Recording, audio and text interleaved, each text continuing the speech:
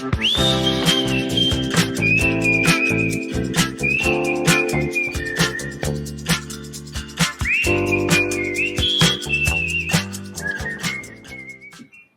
everybody. I give you credit for, this is a long day. This is a lot of listening on your part. I promise I know there are 4 more people in this session, and so I'm going to keep it short.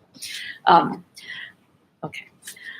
I recently learned a new term that actually isn't new at all, but was new to me, and it resonated immediately and powerfully for me. The term is kinkeeper, and by the time I had heard just a few words of its definition, I thought, I know this thing. I recognized myself and other people who are close to me in the definition. In short, kinkeeper is a term used by sociologists to describe the person in a family who holds that family together across space and time. They are the glue of families. You know the type, the one who maintains a calendar with everyone's birthday on it and sends you a reminder to wish someone a happy birthday today, coordinates who's bringing what to holiday celebrations, makes sure photos of family events get taken and shared, maintains a current listing of everyone's mailing address. Quick show of hands, who are you? Yeah. Okay.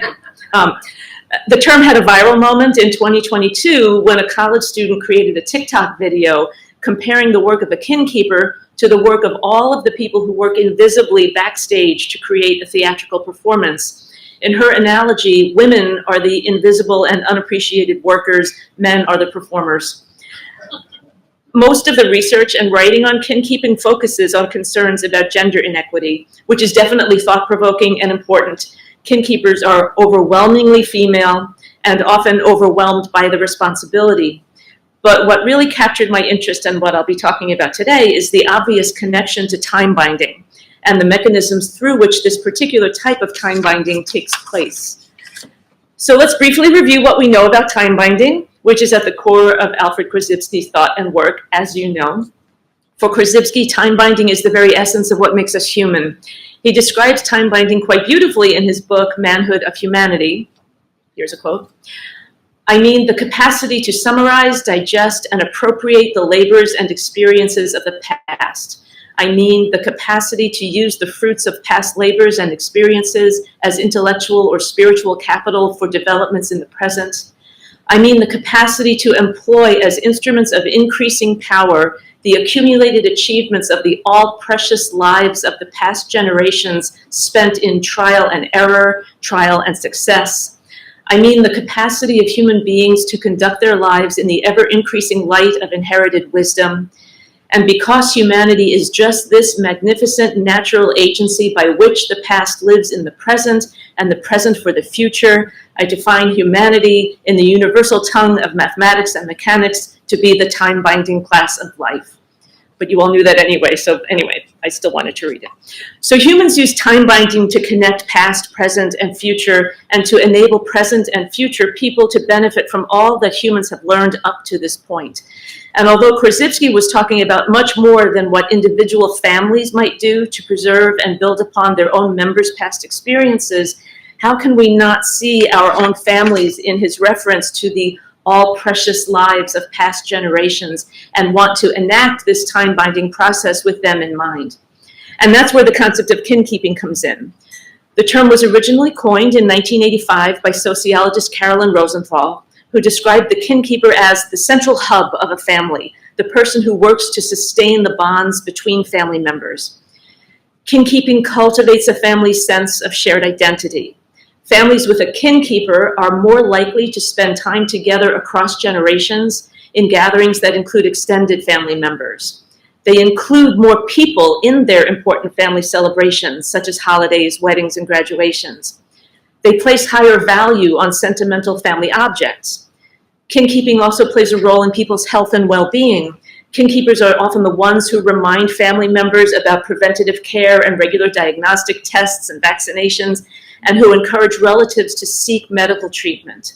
They coordinate care when a family member is injured, sick, or elderly, and collect and share family health histories.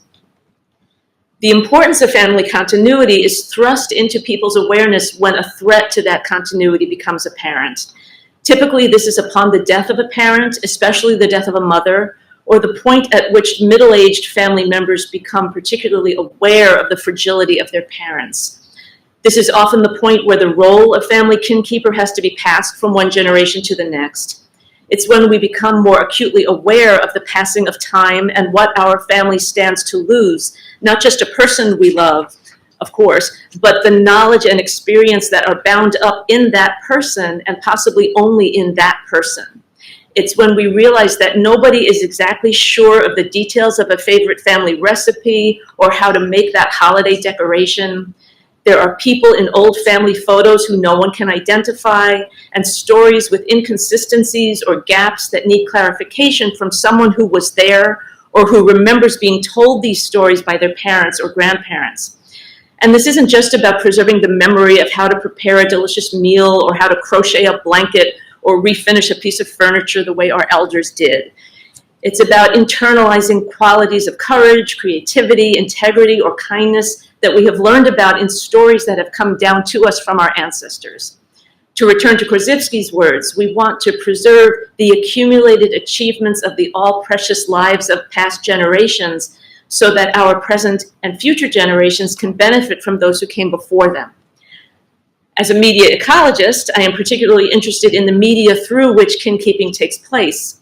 Of course, we might picture the most ancient forms of family connection, maybe stories being told around a fire, children learning how to make or do something at their grandparents' knee, people singing or reciting something together in a religious ceremony. And of course, all of these are real and beautiful examples of family interconnectedness. But there are many more ways that this process takes place. A recent study found that a lot of kin-keeping activity happens by text, telephone, and social media.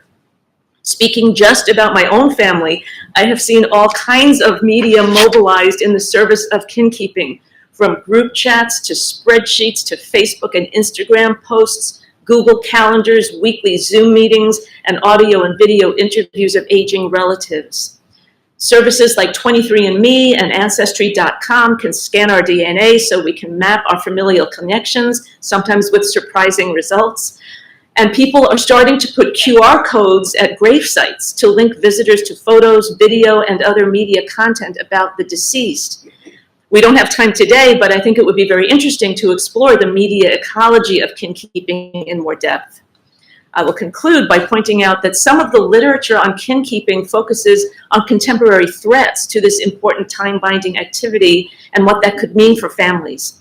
A recent article in Psychology Today warned of the near extinction of kin-keeping due to a variety of factors, including women being increasingly unwilling to take on the responsibility, people just generally being too stressed and overextended to do this work, and family structures being more complex.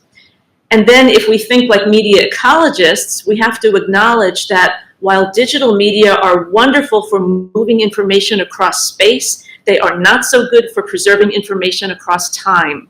A 19th century family photo might be fading and frayed, but what is going to become of the thousands of photos we keep on our phones or in the cloud? How long will those gravesite QR codes actually work? Think ahead a few generations. Will any of this digital content exist anywhere in any form that our descendants will be able to access? So it's time to pay attention.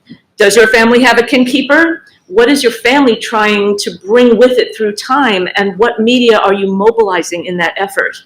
This is hard work, to be sure, but with any luck, your family is doing its work to brighten, as Korzybski would say, its ever-increasing light of inherited wisdom for future generations.